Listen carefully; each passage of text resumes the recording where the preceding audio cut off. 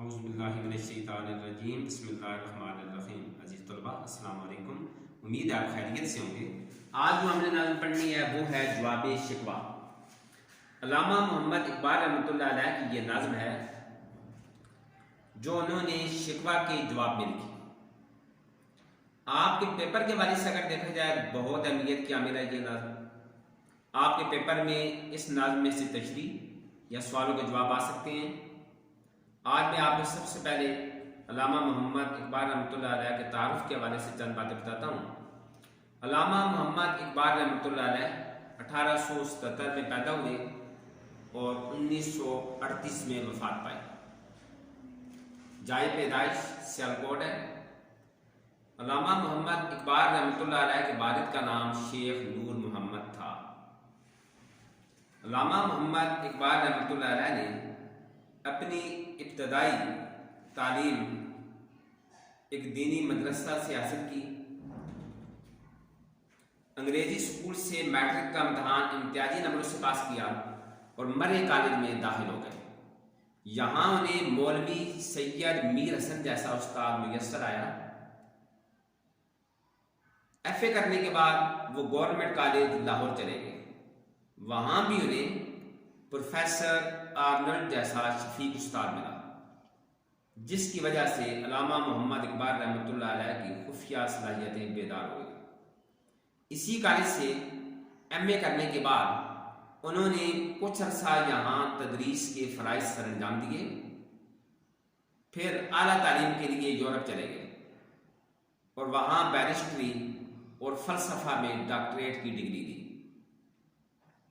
واپس آنے کے بعد انہوں نے وکالت کا پیشہ اختیار کیا، مگر جلد ہی اس پیشے کو چھوڑ دیا۔ علامہ محمد اقبال رحمۃ اللہ علیہ نے سیاست میں بھی دلچسپی دی۔ ایک مرتبہ جب مسلم لیگ کی صدارت کے لیے ان کا نام تجویز کیا گیا تو انہوں نے اپنی بجائے قائد اعظم محمد علی جناح رحمۃ اللہ علیہ کو اس کا عہد قرار دیا۔ علامہ اقبال کا ایک اہم کارنامہ 1930 میں الہ آباد میں مسلم لیگ کے سالانہ جلسے میں قیام پاکستان کی تجویز ہے۔ علامہ محمد اقبال رحمۃ اللہ علیہ 21 اپریل 1938 کو خالق حقیقی سے جا ملے۔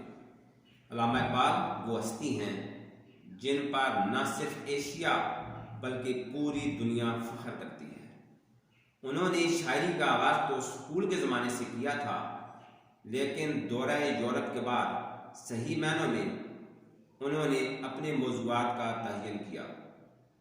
انہوں نے تاریخ عالم کا مطالعہ کیا تھا، اس لیے وہ مسلمانوں کے زوال کے اسباب سے واقف تھے۔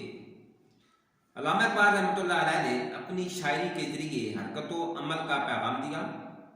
ان کا فلسفہ خودی اور تصور مرد مومن مسلمانوں کے لیے مشعل راہ بن گیا۔ علامہ محمد اقبال رحمۃ اللہ علیہ کو عربی اور فارسی دونوں زبانوں پر بھی عبور حاصل تھا۔ انہوں نے اپنے کلام میں قرآنی آیات کا استعمال بڑی خوبصورتی سے کیا ہے۔ اس کے علاوہ ان کے کلام کا ایک بڑا حصہ فارسی زبان پر مشتمل ہے۔ علامہ محمد اقبال رحمۃ اللہ علیہ کے آفاقی نظریات زیادہ تر ان کے فارسی کلام میں موجود ہیں۔ علامہ محمد اقبال رحمۃ اللہ علیہ کی تصانیف میں جو سر فہرست ہیں بانی درا، بالی جبریل، ضرب کلیم، ارمغان حجاز، زبور عجم، جاوید نامہ، اسرار خودی، رموز بے خودی، مسافر، پیام مشرق اور علم الاقتصاد وغیرہ۔ عزیز طلباء، اس نظم جواب شکوہ کی تشریح میں آپ کو تفصیل سے سمجھاؤں گا۔ آپ نے علامہ محمد اقبال رحمۃ اللہ علیہ کے حوالے سے یہ چند باتیں اپنی نیٹ کاپی پر نوٹ کرنی ہیں۔ انشاءاللہ کل ہم اس سے آگے پڑھیں گے۔ اللہ حافظ۔